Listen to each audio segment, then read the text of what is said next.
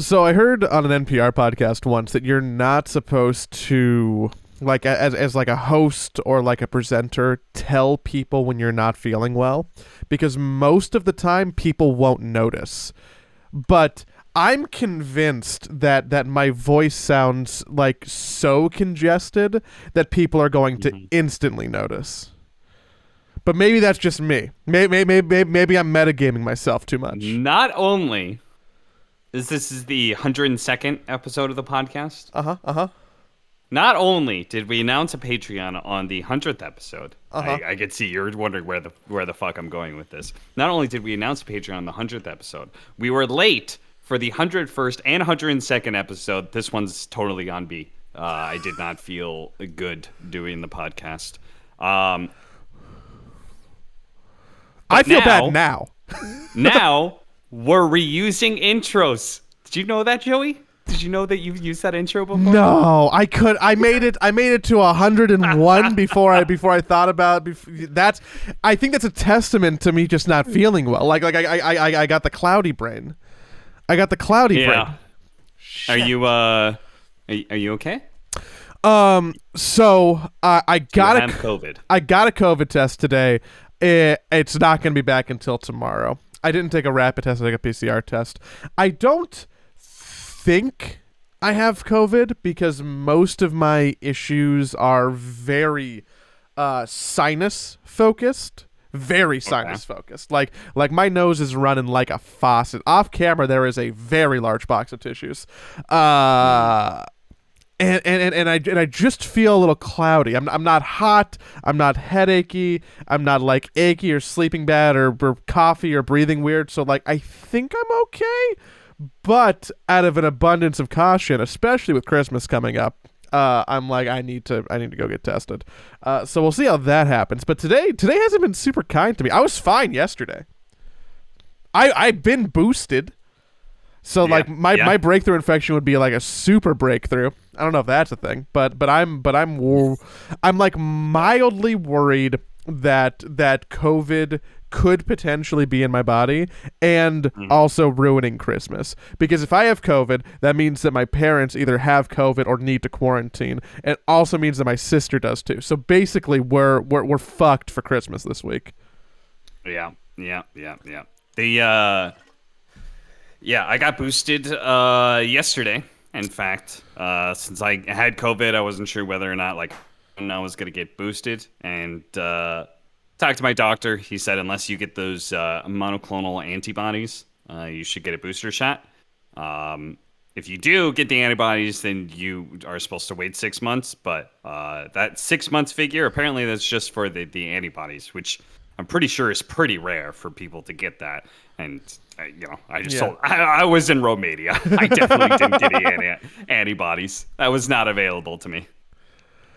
Did you get another Johnson or did you switch teams? No, God no. I got a Johnson because it was the only test available super early when I got it. So I just got whatever was available to me, which was a Johnson.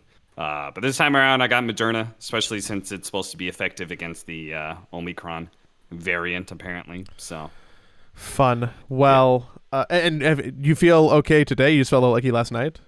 Yeah, I was getting a little bit of brain fog, headaches, comes and goes.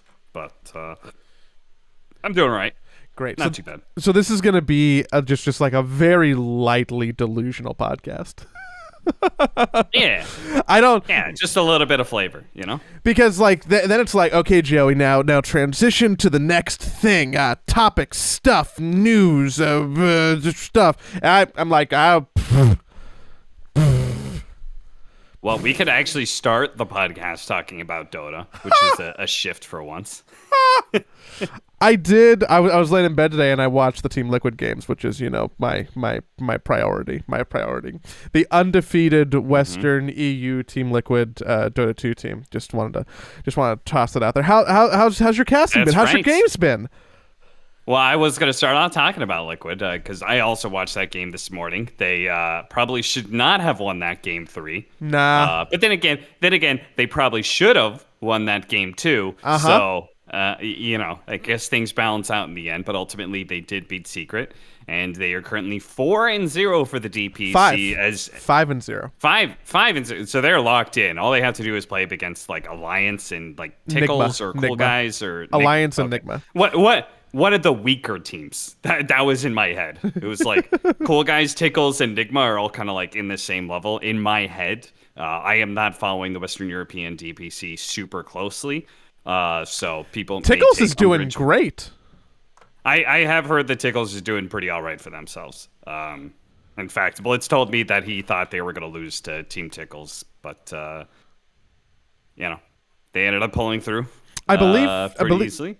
Tickles is tied for second place. They are 3-1 with OG. Damn, go Tickles.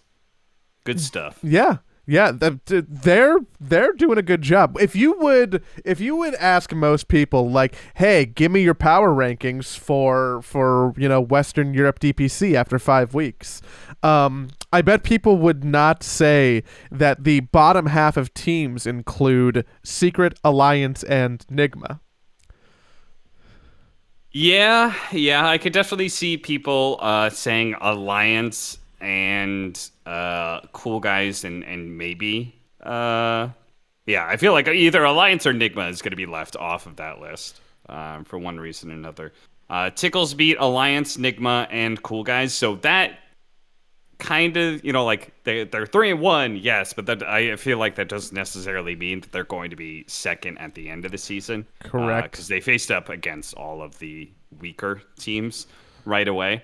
And unfortunately for them, they didn't get a chance to face off against Secret in the first week. Like, who was it? Somebody faced Secret in the first week, and they OG, like kind of a free win. OG, yeah.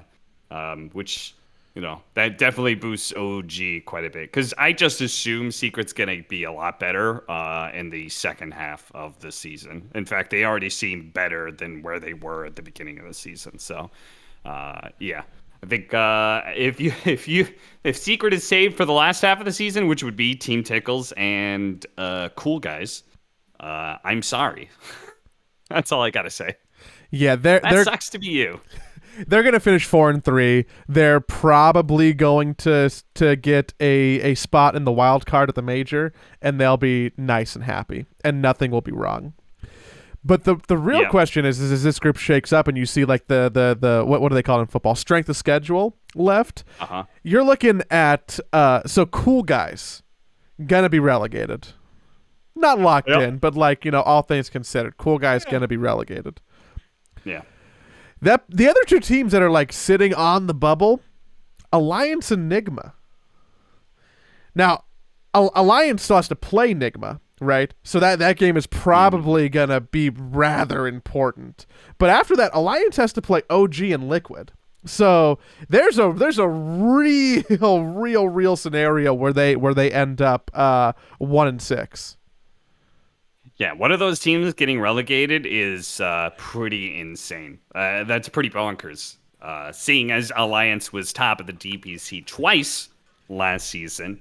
For Western Europe, and then this roster, they're apparently just going to go straight down to lower division, or at least that's a possibility. That'd be insane. And then the same storyline is there for Nigma, right? Former TI 7 champions, a team that almost made it in TI through qualifiers, almost made it to TI through the major, ends up getting relegated down to Division 2, and effectively kills much of their hope to be able to go. Like any team that gets relegated in the first season, it kills their hope to be able to go to TI, not through a qualifier. Mm-hmm. They would have to win on the third season. They would have to go back up to upper division in the third season, win that season, and go to the major and do very well there.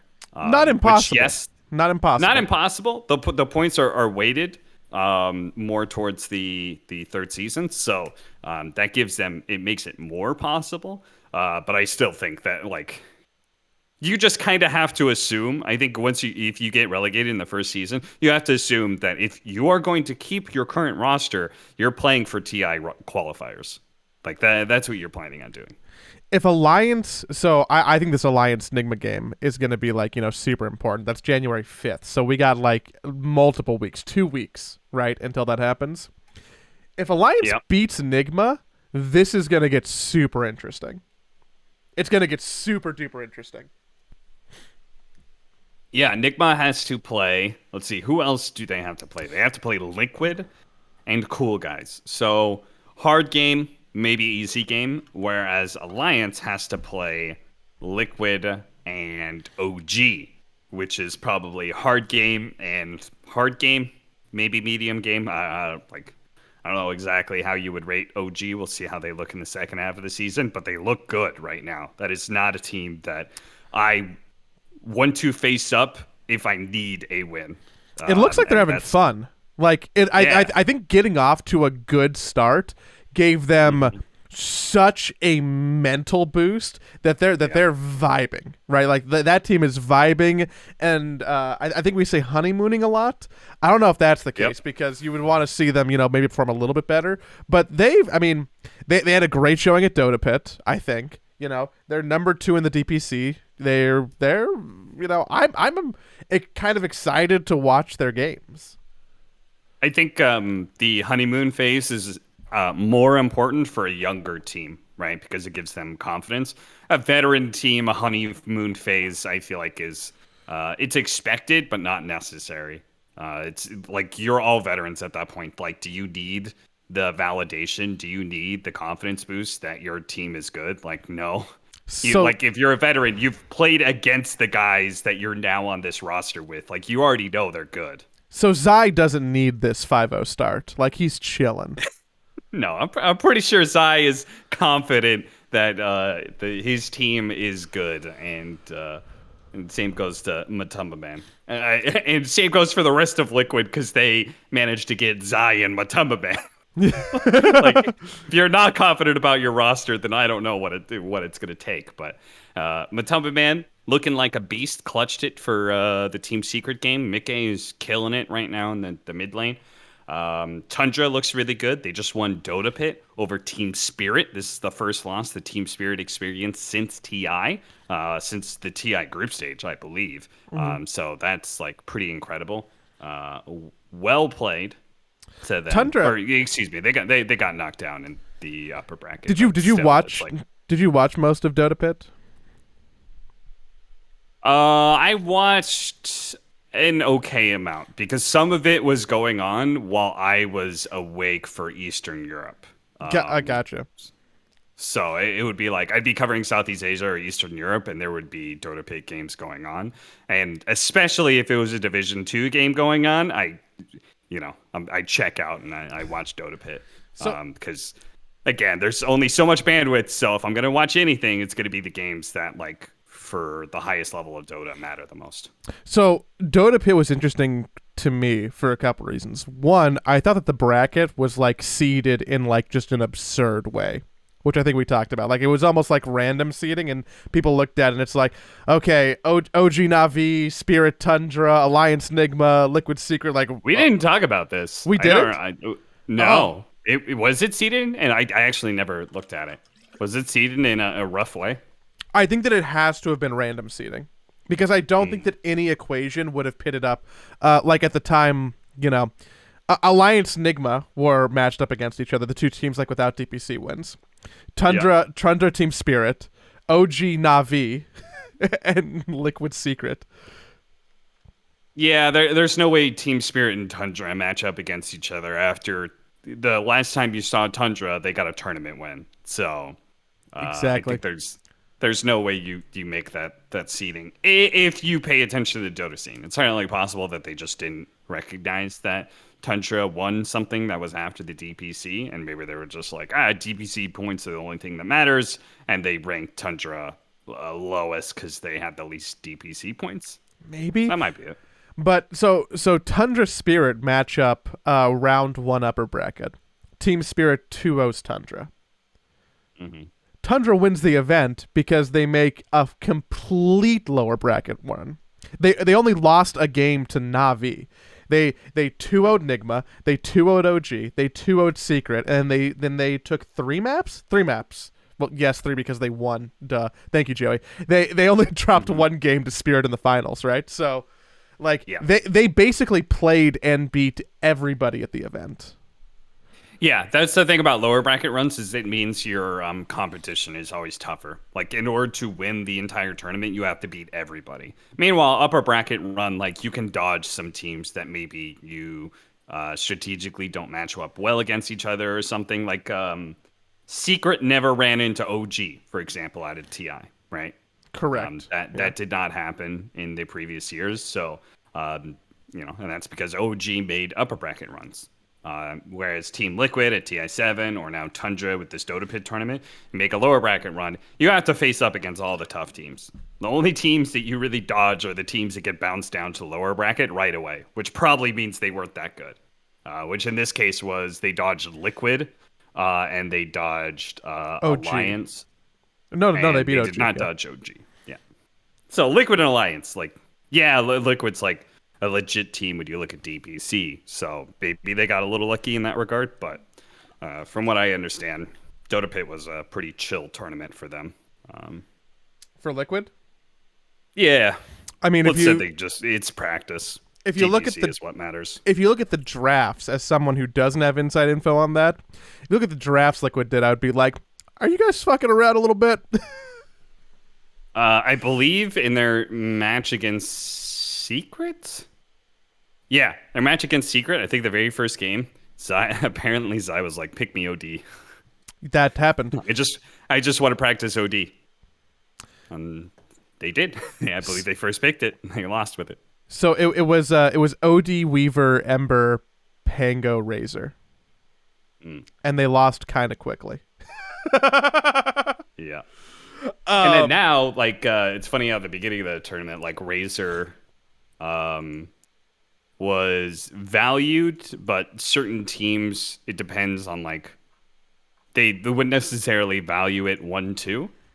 Then by the end of the tournament, you see Team Spirit picked it twice as their first 1-2. Tundra picked it once as their opening picks. And also the DPC has shown that Razor has also become higher priority in pick orders. So that's a little meta shift. Razor, very big hero right now, basically. I'm on Team Razor. I think I've always been on Team Razor. I know that some people be like, he's a little bit boring, I like some more flashy heroes. But Razor always feels consistent. Yeah, I haven't actually talked to Blitz a ton about meta and stuff like that, but I think maybe it's just because Blitz has influenced my way of looking at the game. Maybe that's possible, or maybe we just happen to be mind linked. But I like all of the Liquid drafts. I've been a big supporter of this carry Razor for a while. I've been a big fan of the Bristleback carry as well. I don't know about this Slardar carry. That one I'm not sold on, but yeah, I think some of the heroes being run by Liquid. How do you feel about Monkey King? Because Aiden keeps picking that, and I'm never happy with it. I think Monkey Kings. We see a lot of Monkey King in Southeast Asia. I think it was. It's the versatility of being able to run it as a 4.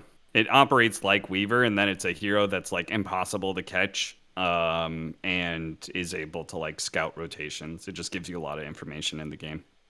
And unlike Weaver, it gives you a stun. Weaver's better hero, but Weaver doesn't give you a stun, whereas Monkey King does. So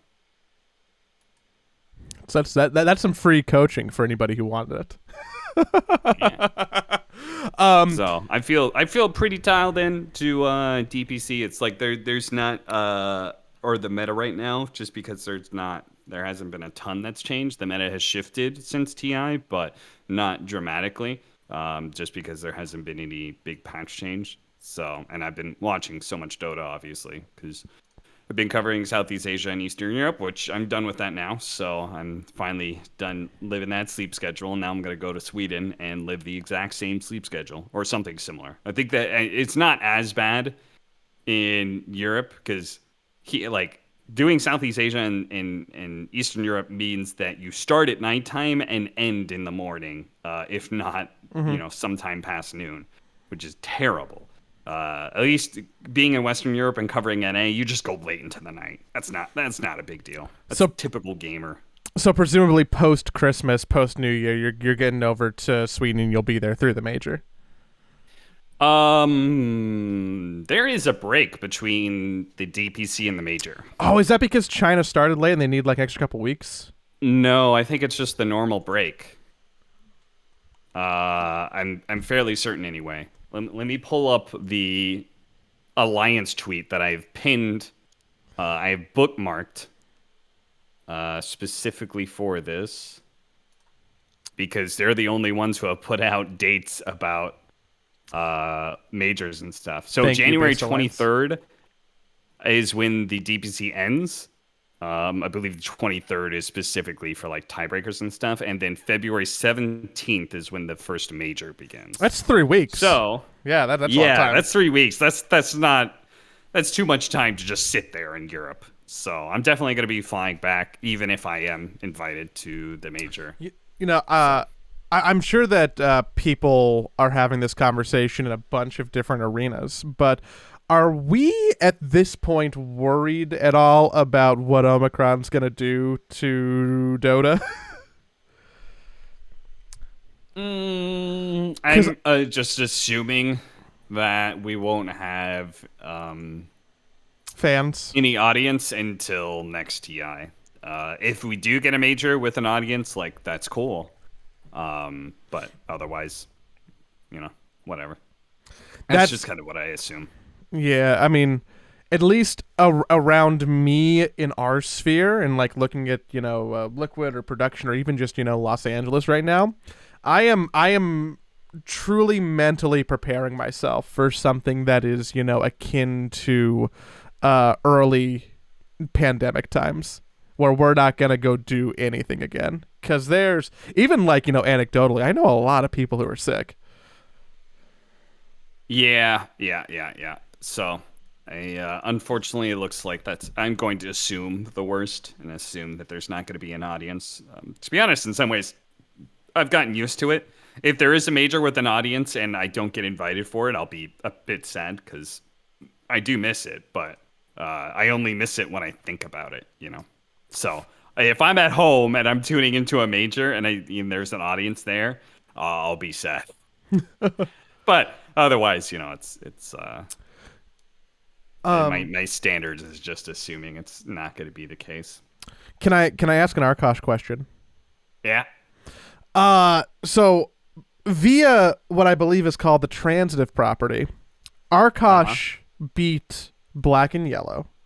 Yeah. Which is exciting because now they have a win on the board for the DPC season. They may not be relegated.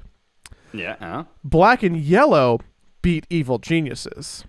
Therefore, Arkhash is better than Evil Geniuses? Correct. Yes, okay. That's true. Okay. Arkhash, who is 1-3, is better than Evil Geniuses. Agreed. Yeah, that win was pretty important for Arkhash if they want to stay in upper division. I don't know if they do or don't. Upper division gets more viewers, but if you don't have a sponsorship to back it up, what's the point of more viewers? So who knows? I'm not even sure what the tournament organizer would prefer at this point. I'm pretty sure. More money? I'm pretty sure they like having Arkhash because it's something interesting. Like I've watched the ESL production. Actually, let me get a note on this. I've watched the ESL production. They got really into Arkhash, which was like super cool. They played the Arkhash song during the commercial break. They made like a video set about Arkhash. They Wardrobe? basically what. Yeah. What I get out of it is that specifically the production, because the talent already know. But I think specifically the production, they didn't know what the fuck Arkhash was, basically. And now that they've seen it in action, they're like, oh, okay, this is actually a thing. That's cool. And draws viewers. So I think they're all now. I think we've sold basically the ESL production on what Arkhash is, just by the team existing. But I think they might have gotten a little too into it.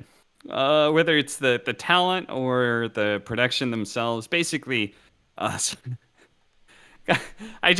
watching that stuff and I'm just like, oh no, it's gotten too much. Like crest, like you're worried about now being cringe by like not by your own like doing.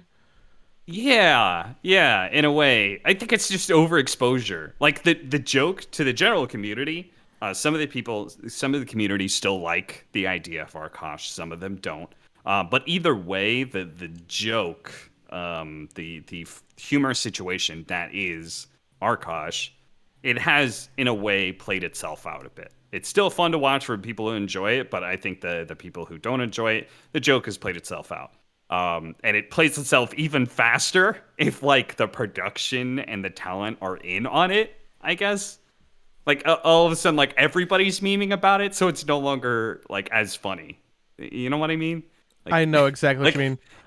It's funny. It's funnier when Arkhash is dressed up in cloaks and doing all this crazy shit with a straight-laced broadcast. You know, like that is funnier because it's people who are trying to be like professional and serious about the game, but then Arkhash comes in, and you know, that is I think in a way funnier than everybody backing it basically. So on the at least to me, a lot of the Arkhash stuff has slacks behind it, and he can like really meticulously choose like and curate what makes it to broadcast or to air or to the social feeds or to whatever have you. Like that brand is being the lore. Yeah, that's another thing that gets curated. Yeah, all of that is being curated by him and making sure, at least to his standards, that what's being put out he feels satisfied with.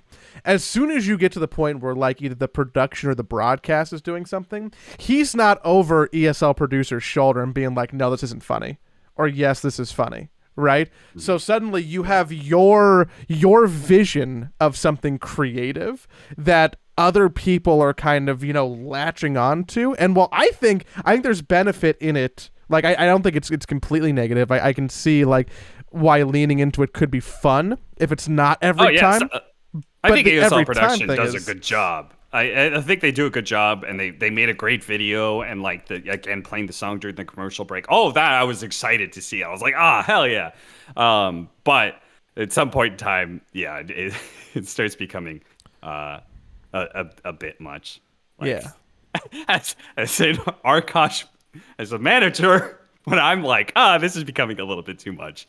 So yeah, I when I go there, I'm gonna tell you guys need to chill the fuck out.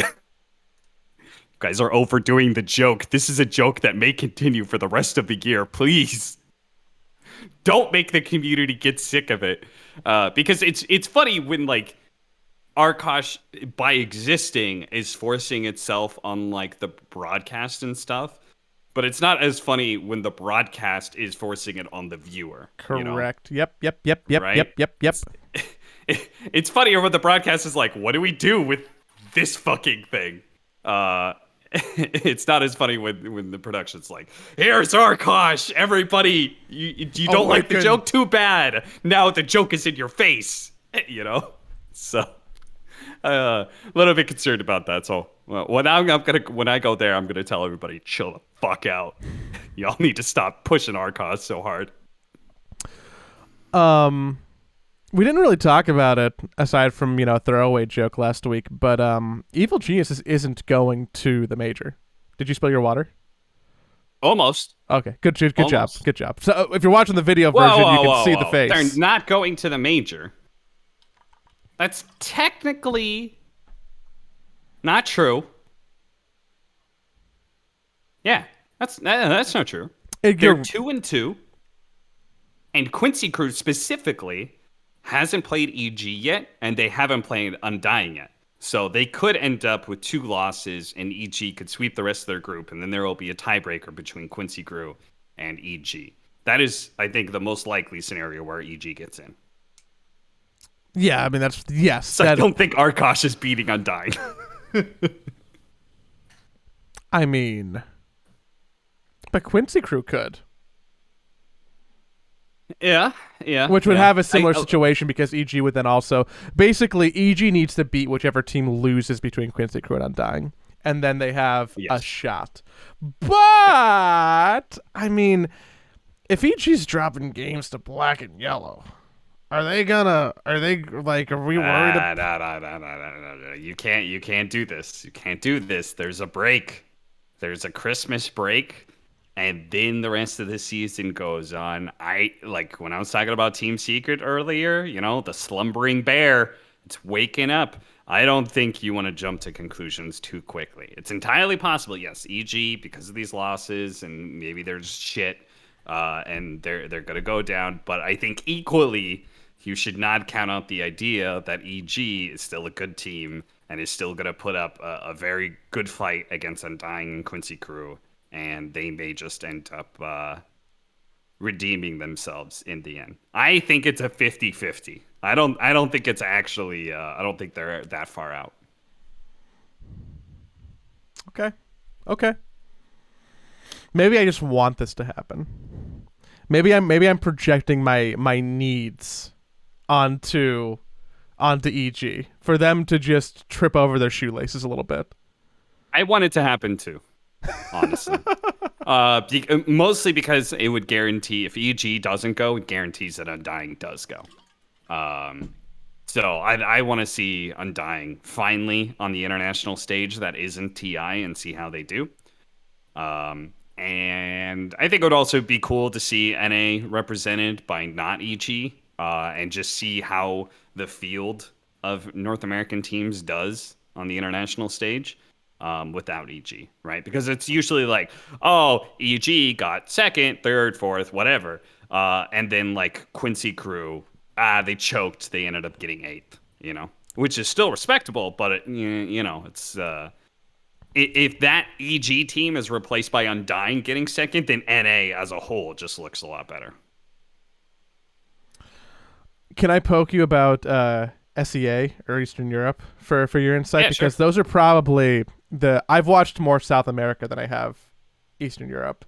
Yeah. So my ignorance is wide. So I know that TNC basically has a fully new roster, right? Is that correct? Yeah. Okay, so I'm also aware that they've won 0 games. Yeah, they suck. Is that just the extent of it? Like is this like They a just team suck. that signed the wrong people? Is this I like guess. TNC management's fault that like they put together like a roster that just isn't doing anything? Because TNC, for better or for worse, is one of the teams you think about when you think about like legacy SEA Dota, right? Like it's Fnatic TNC. So to see them struggling over other teams that are like less, in that limelight just feels odd. Yeah, I think TNC sucks. It might be that they couldn't afford to get a better team. That's entirely possible. It might be they just trusted the wrong people. But pretty much it's Febby plus +4 is kind of how you would look at it from an international stage. And some of those players I think are kind of legit, and some of those players are not legit from my perspective. So I think Young God, for example, is not that great. Yahweh, though, I think could be pretty good. So I think maybe you make some roster changes and this team looks a bit better. But as it sounds right now, yeah, they kind of suck, and they're in the they're going to be fighting for the toilet bowl. They're going to be matched up against, at some point in time, OB Neon. And both of these teams are possibly going to not have a single win. I believe in OB Neon more than I believe in TNC Predator. Let's put it that way. Ooh, So, that's rough. yeah. Meanwhile, dude, Southeast Asia is pretty competitive. Boom looks very, very good. And Boom versus T1 is going to be a super hype matchup. I think that Fnatic should have been, you expected them to be a better team than they actually are. But they could still very easily make a very solid third place finish. Motivate Trust is pretty solid. SMG is pretty solid. So I think, and then Execration, I'm expecting them to lose some games, but Execration is a hard schedule coming up because they have They have Yeah. Boom and Fnatic and T1 because T1 games were delayed, right? So Yeah. they, yeah. Um, what's making Boom stand out? Is it Tim's? No, actually, I think Tim's is maybe playing the worst on the team. Interesting. Yeah. And people might bristle at that, but I legitimately think that Tim's is not playing this incredible Dota that I would expect. To be honest, it's Yopaj and FBZ. I think their mid and off laner are like crazy freaking good. Yopaj is amazing, and I think FBZ, who is like the only person remaining from the Boom lineup, Boom basically was like, okay, let's clean everybody out, but we're gonna keep FBZ. And he's been their franchise player for the last 2 or 3 years now. That guy's real legit. That guy has a killer instinct that I think is special. Tino was their weakest link, but he's getting better. But I think the greatest strength of all is they have Mushi as a coach, and I usually downplay the effect that a coach has on a team because I know from my own personal connections that coaches have varying degree of effectiveness on the team. That like sometimes some coaches are just there, and other coaches are an integral part of the roster. And I also know that's so like just because you are a former player, I know there's a lot of players out there that view some certain former pro players as like mega washed up and they don't know the game anymore, right? So I viewed Mushi as potentially that person. Okay. Right? I viewed him as a celebrity coach, basically. Like, okay, maybe he is going to do some things, but if the team goes poorly, I think I could probably blame Mushi. But it's quite the opposite. I think Mushi is doing all the drafting. He does the Chinese version of coaching where he does the drafting and it says this is what you guys are doing. And the team follows through. And I think he's out drafting the fuck out of every other team. And part of that is a little bit of player versatility, which is where I would give it to Tim's. Tim's is able to play all kinds of heroes as 4 position. So they're able to swap heroes quite a bit. But I think Mushi is just out drafting everybody right now. So I think that is actually maybe their strongest point, when I would usually never say anything like that about a coach. Looking up Yopaj and FBZ's like Wikipedias while you're talking, interesting to me that they're both relatively young, right? Like they're both 20, and also like FBZ has played on Boom for 3 years now, and that's really his only team. Yopaj has. Yep. He was on Obi Neon last year, and that's it. So like these are two people who are seeing success at the start of the year who don't have a ton to their name, which is always cool to see. And I know that people have been talking about that a little bit more on broadcast is how it feels like for a while we didn't have an influx of people who were super performing as younger kids. Like Dota was becoming an old man's game, but watching Boom do well, watching Spirit win TI, watching OG kind of perform right now, like I think that is counter narrative to the doom and gloom of Dota being a 40-year-old's old man have to go to 7 TI game. Yes, NA will die out because of age group, but Southeast Asia, Eastern Europe, maybe Western Europe, and I think that's more of just they're just more Dota players there. NA is the region that suffers the most from the age gap, especially since NA is already a potential console, like it's a console world. People are playing Call of Duty. They're more likely to play first-person shooters, so Fortnite, for example, or Valorant. So NA is going to be the biggest showing of that problem, but other regions definitely not as big of a deal. You got any cliff note? Oh, hold on. Before we wrap up SEA, I feel like just by virtue of the news and everything with Fly going over to Talon and them playing with KP and Gabby, that they would be performing better than they are right now, which is currently like 5th place, 1 and 2. Have you watched any of Talon? They're also like A bit. they're like a real org too. Like Talon is like a very serious League of Legends org. This isn't some joke team. This is a serious swing at SEA Dota, and it looks like right now it's off to a shaky start. Should we read more into that, or is that just like a shaky start? No, I think you could read into it more that I think Southeast Asia has a lot of depth to it, and they actually have a very competitive tier 2 scene. That is about as far as I would take it, because I personally haven't watched a ton of Talent games, and I think also, again, that's full of like experienced players. You've got KP, Fly, who are some older players. Gabby is obviously pretty well established at this point, so it's entirely possible they come into the second half of the season in much better form, but I think it's more just a general, like, this tier 2 region is very competitive, and you shouldn't just expect free wins. Maybe the most competitive, or is that an exaggeration? I know China was pretty competitive, but looking at the rankings, yeah, two teams went 5-2. So they're into the upper division. And then there were 4 teams that were 4-3. So yeah, China was crazy competitive. And just as easily, some of those teams could have been in upper division. Like my man D-Stones on Sparking Arrow Gaming. Shame D-Stones.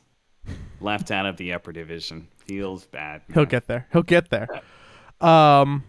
Is there any wrap up for EU with all your Eastern Europe, with all your deep Eastern Europe knowledge?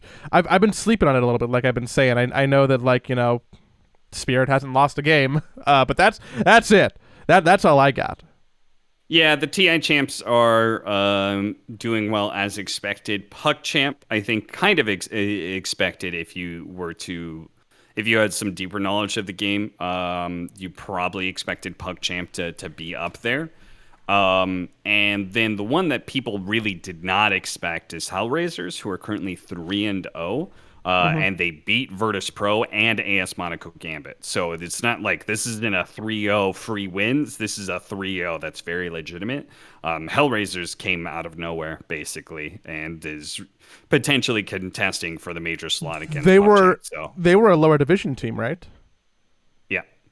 Is there anybody on there that I would even know? Gilger was on Hellbear Smashers for Western Europe at some point in time. Some of these guys I think Watson, for example, was on Bait. It's funny, Upper Division is full of a lot of former Bait members. It's great. Like, Dendy is a talent scout. Unfortunately, Dendy does not seem to be able to lead his team to victory, as Bait is once again at the bottom of the lower division rankings. But he does have an eye for legit players. Because Upper Division is full of former Bait players. So, what a great legacy to have. Bait. Ooh, I just looked. Still haven't won a game. At some point, like, how much longer do you think? Because are they going to buy another slot if they get kicked out again? Or are they just going to try and open qualify again? Like, what's going to happen here? Dude, I don't know. 0-8's pretty rough, though. 0-8's pretty rough, and they've been facing some other not great teams. So, God bless you, Dendy.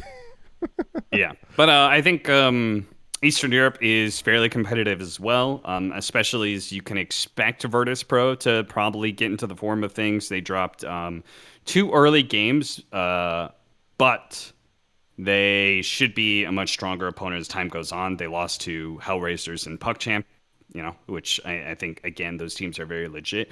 Na'Vi, they're 2-1, but to be honest, I'm more optimistic about Virtus Pro's chances than I am Na'Vi. Na'Vi does not look that hot to me, but I could be wrong.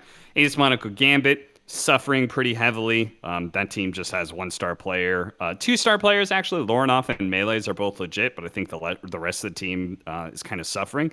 And then Empire, who's actually 0-4, I think is a legit team. Especially now that they traded out their mid laner. They're having a stand-in for the rest of the season. They traded out Shisui for Iceberg, who is a more well-known name, and I personally have always held Iceberg a decently high regard. So I think Empire will actually make a run at staying in Division One, but with a score in 0-4, that's going to be pretty hard.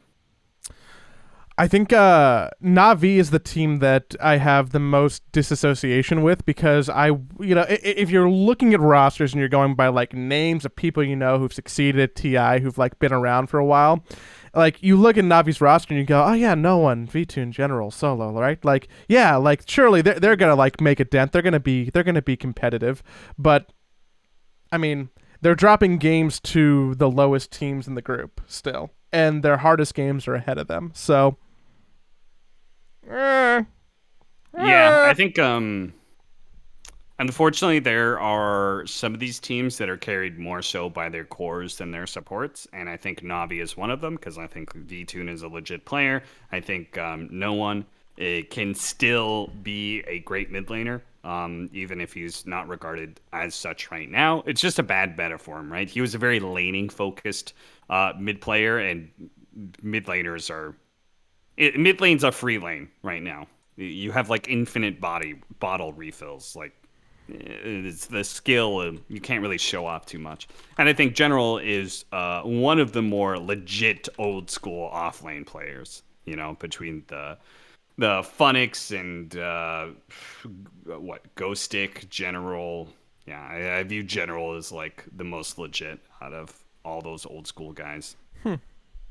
So. Yeah, I think Solo and Aloha Dance. I'm not sure if Solo's still got it, but we'll see, I guess, after the break. I mean, again, they're 2-1. It's not that big of a deal. It's just their first couple losses were pretty bad, I would say. I thought it was not great. So I think where this conversation goes is that, we take this break. We all, do the holiday thing, all do the New Year's thing. Hopefully no one gets sick.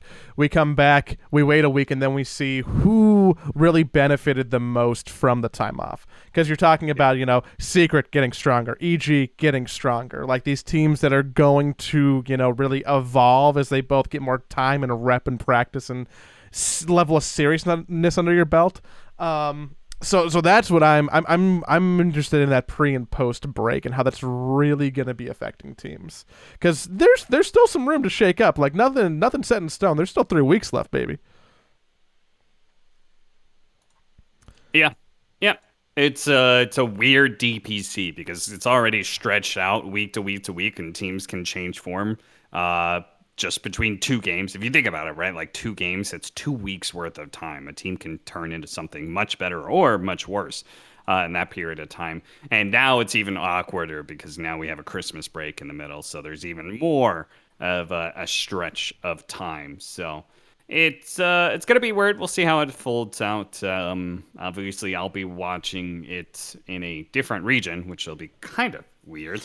But then again, I'm going to be hosting, I believe. So it's like, how much does my knowledge really count? NA and EU? I believe I'm hosting NA. And hopefully I'll be casting some Western Europe. I want to cast with SVG specifically. I think that duo could be pretty legit. Could be good. It's cool that he's going to be back there. I don't know if that's a leak.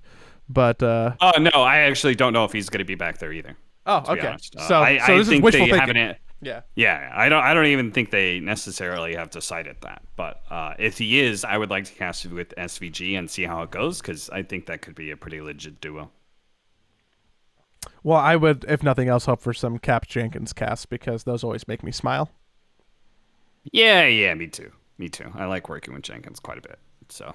In fact, I just read a message from him in which he called me a sexist bastard, you fucking neo-Nazi. I just want to make sure that we append alleged to that. Jenkins is allegedly calling. No. Yeah. Well, what do you mean allegedly? No, he's definitely calling me that. I have the receipts to back it up.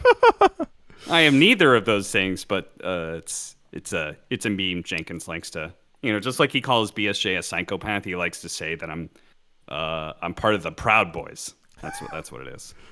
Because I was bald, Yeah, that's what I was gonna say. He meant was It's just gonna be because of the hair. Um, Yeah. He still calls me Baldy all the time. and you look at him, and you're like, dude. I know, like, I've got so much hair on my face. Excuse What me. do you mean? So no one called us out on this, and I'm very happy about it. But the very first show post Patreon, we didn't actually do the Patreon question segment that we said we were going to do. Really bad at producing, by the way. I don't know why anyone pays me to do that. Really bad at following through on promises in general. Woo! You would have a great conversation with multiple of my exes. But I meant Side Pole Podcast as a whole, not you specifically, but if you want to tank all of it, sure. Well, I mean, it is what it is. So patreon.com/sidepull. For people who've joined up, there is a Q&A section on Patreon where you can comment questions that we will answer on the show. Questions or hypotheticals. It's pretty great. We're trying it out now, so I don't know if it's great, but I'm pretty sure it's going to be great. So we pulled a couple for this first installation. If you want to get yours in, you please submit them on the site or ask where to post them in Discord. Which, by the way, if you're a patron, you have a new fun Rolling Caps Discord and you get a special side poll channel. But you know, we're doing most of the things. We're doing the questions now. So inaugural Patreon questions. 1, thank you. 2. Can you hit me with one of them, Cap? Yes, sir. This one comes from Harsh. Can you tell me your opinions or discuss in the next episode regarding Nigma's performance last year and the start of the season and the extensive use of stand-ins during the period by them? And how much is that a contributing factor to their performance since it's such a disruption in each tournament they're a part of? I love them and am sad seeing them falter. Yeah, I'm sad too. I'm with you on that. I do not want to see Nigma getting knocked down to the lower bracket. And I guess that's something that when we were discussing Nigma earlier, we didn't actually talk about. Again, I know we talked about it last episode a bit, but the fact that they have been rocking the stand-in in RMN, that they did not have Miracle. I believe they lost 2 series without Miracle. Can I be Enigma defender real quick? Yeah, go for it. I think that there is a bunch of factors at play here, and I think that Kuro would not be doing this if he saw it as some kind of dire situation. I think that Nigma did the math on how they can limit test themselves. And part of that math might have even really been, hey guys, if we don't make it to the first major, that's okay with us. Our goal is to not get relegated. If we do that, we win. I think that being able to give your players like Miracle, like Mind Control previously, like Kuro, who also took time, I think being able to give them time off if they need it to do literally whatever is important and underrated and something that they have as a unit, I think, earned over the last 3 or 4 years. So the idea that they are strategically playing with a stand-in doesn't really bother me because I'm giving Kuro and the team in general the benefit of the doubt that they've run through the math of what could and couldn't happen. Right? I agree with that to a degree. Dota is still very much a game of what have you done for me lately. We have bypassed that era where just because you're the TI champs, that doesn't mean you get automatically invited to the next TI. And obviously, that was way back in TI 7. Lately, what have they done? Well, they failed to qualify for TI. They did have a very strong showing at the end of the season, and I do believe that if they went to TI, they would not be one of the teams getting bounced out immediately. I think they'd probably put in a decent-ish fight. So I think, kind of legit. And I think the fact that they had stand-ins is very legit for whatever reason they had them. They did lose at least one series that I think they could have won against Team Tickles. Tundra looks really good right now, so I'm not sure if they would have actually beaten them. But those are the 2 series that they had to stand in for. One of them I think they could have contested. Then they went on. They had Miracle. And they played up against OG. But I'm assuming, unless I highly doubt that they just only had Miracle as out for those official matches, they probably weren't playing with Miracle for overly long before they played up against OG. So that is rough, but it is what it is. And then they went on to be able to beat Team Secret with their full lineup. So they lost against OG with their full lineup, but they beat Secret in the following week. And that, not even following week, it was 4 days later. So that is promising, but not conclusive. I think Secret is kind of okay. I don't think they're the top tier team that you would expect from them. I think their 2-3 record is very apt. I do not believe that they're actually a top 2 team in Western Europe. Plus the fact that Kuro just always seems to be able to beat Puppy. I don't know what that is. So there's still an asterisk on that victory, I think. It's a good sign that, like, hey, we picked, Miracle's back. Right away, we have a rough series, but then we get our W finally. That's a good sign for the rest of the season, but not conclusive to me one way or the other. So I could see a world where they just kind of like casually pop off and they do well on the second half of the season and secure themselves in the upper division, but I'm not sold necessarily on that premise. Oh, I'll take it that I am then just slightly more optimistic about their future. Yeah. Favorite Enigma fun fact real quick. If you haven't noticed, the player cards, they submitted the wrong dimensions for their player portraits. So all the Enigma people are a little tiny. And I think it's really funny. Just total non sequitur there. I don't know if they fixed it yet. You want to know how I noticed this? How did you notice that? I noticed this because it's actually a funnier way of noticing this. I clicked on somebody's Dota profile, and they had, I think it was all captains or something. They had I know they had Insania, and maybe it was Puppy.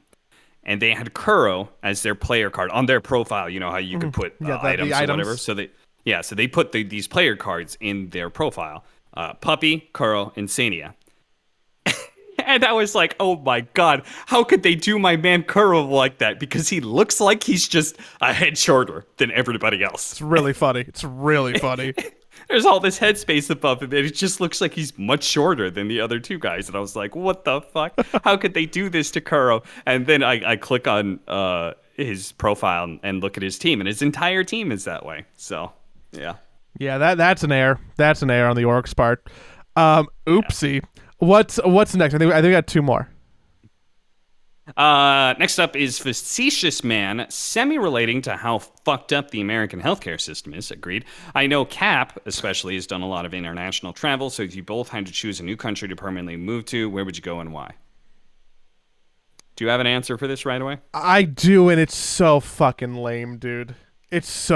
My answer is so lame. Is it Canada? Yeah. It's America with socialized healthcare. What's not to love? Okay, hear me out. I don't the hardest part about moving to a different country would be the weather for me. As someone who's a lifelong Angelino, my body is just used to it being 70 all the time. As soon as you get rid of that, Canada, which I've been multiple times, feels very much the same as what I'm used to.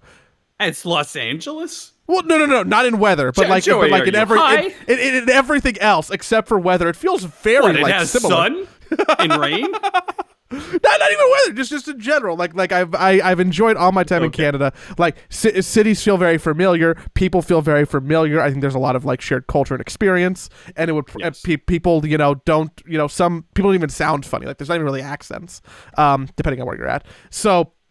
It would probably be Canada. And then if you're like, Canada's a dumb answer, Joey, pick somewhere else. Mm-hmm. You know how lame my second answer is? It would be England. Mexico? Oh. Which is also painfully similar to the experience that I'm used to. Ugh, you would choose England? No, pass. I really like their I really like the tube. I think their public transit's great. I have a lot of friends there. Yeah, but that means you're living in London. That's expensive as hell. That's more expensive than living in Los Angeles. Fair. Bad answers. Wrong. If I had to live anywhere, my answer is going to be kind of tame as well. So for If we could just magically, so, okay, can I change the premise a little bit? And Yeah, yeah, can you give tweak me an it. answer? If you spoke the language and just would like flawlessly, like, okay, speaking the language is really important, right? So if Yes. you could just magically pick up the language, where would you live? That one is harder for me. I would probably want to go somewhere Mediterranean focused, like maybe Croatia or Italy. Okay. Yes. Yep. Better answer. Much better answer. I But the think language is important. The language is very important to me. yes, yes, and I think that is what's going to make my answer a bit tame as well. Like if I were to choose anywhere, I agree. I very much enjoyed Vancouver. I think Vancouver's great. I think you liked Vancouver. Vancouver, I Charlie, love it. for example, who loves Los Angeles, was said Vancouver is the only other place that I would be willing to live. I grew up in the Pacific Northwest, so that like speaks to me. I enjoy that kind of climate specifically. So Vancouver's probably the only place I'd be willing to live in Canada, because the rest of Canada is just colder. Yeah, I like West Canada. Let's be clear too. Like that's Yeah. Yeah, you don't want French Canada. they probably Quebec? wouldn't like me. They probably wouldn't like me because Yeah, I don't I don't again think don't they speak would. their language. Yes. Okay, so the problem with my answer to this is that I have been, no offense, Europeans, I have been to most of the countries for LAN events. So if I'm not a big fan of cold and snow, going anywhere in the Nordic area, eh, like going to Sweden, Finland, anything like that, like eh. I wouldn't want to live in the UK. And then we've mostly been in Eastern Europe, which is still fine. There are some like great places to live there, I'm sure, but I don't have the experience to have like seen those places because all I know is the city that I'm in, and I was not in love with any of the cities that I would be in. Romania is an easy answer because Ellie's Romanian, so with the whole language thing, she could just take care of so many things for us. And I know Romania is cheap as shit, and I know I can cheat on my taxes super easily there. So I would save so much money by living in Romania. Let's put it that way.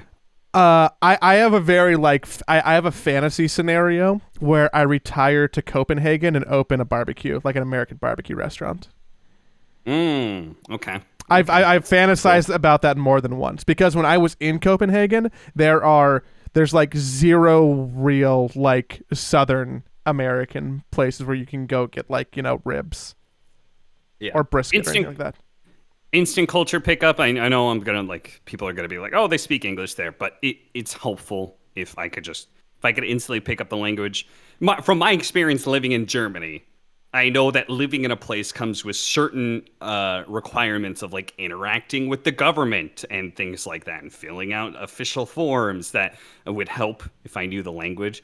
But Elias had very good things to say about Spain. Never been to Spain. Never been to Greece. Never been to any of those Mediterranean countries that are supposed to be super nice to vacation in because for whatever reason, Dota tournaments never take us there. So I would say those areas, but I can't say for sure. I would say Korea, but I have never been, or Japan. I've never been. Actually, I don't think I would want to live in Japan. But Korea, maybe. I don't like dense Southeast cities. Asia. Yeah. I think I like Singapore a lot. I like Singapore quite a bit, and that's like one of the only cities that I've been in that I really enjoyed. So I think a more out there answer would be Singapore, and I don't even necessarily need to know the language because that is just the rich people. I want to live in Southeast Asia somewhere, and I'm rich. You go to Southeast Asia, and that's so they are very accommodating to people who speak English there. For the record, we named a lot of places that we can potentially see ourselves and like reasons why we like them, but both of us said Canada. One more question. Yes, it's Semper Pi, who also does the Arkhash videos. If you haven't checked it out, check out the Arkhash YouTube channel. There's there's going to be a third video going up on there, so check out. GIF or GIF? I'm presuming he means GIF or GIF, because if you use a G, it should be GIF. I'm gonna repeat what the internet has told me, that the GIF stands for graphic something something. So the hard G makes sense to me, and it sounds better. I've said GIF most of my life. I have been bullied into hate having them be interchangeable. So I could code You switch. deserve that bullying. I could code switch, but if you ask me like after a couple beers on the street and I'm giving you like a instinctive answer, I'm probably gonna say GIF. But I can do both, and I agree You with shouldn't do that, arguments for Joey. both. You might end up dead that way. You never know who you're gonna run into. You might run into the wrong person while you're drunk. You If say you- GIF, and they might go and fly into a homicidal rage. That reminds me, next week I'll tell you the story about how I got into a fight outside of a taco truck on Friday. But Oh, yeah, we got to talk a lot about Dota. When we need that story, I'll pull it out of the hat next week. Anywho, if you want to ask, that's a tease. They call that a tease in the business. If you want to ask a question on Patreon, join the Discord, join the Patreon, patreon.com/sidepull. Thank you all for asking your questions and your support, both with your eyeballs and your earballs and your money balls. And yes. oh, You only have to pay $10 to ask us a question.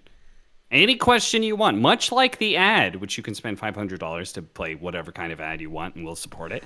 You can also pay $10 to ask any kind of question you want. We'll air it. We'll talk about it. Maybe we won't give you honest answers, but we'll talk about it. One more point of order. I am pretty sure that next week we will be taking the week off for Christmas. Oh. Boo. Okay. And see you next year.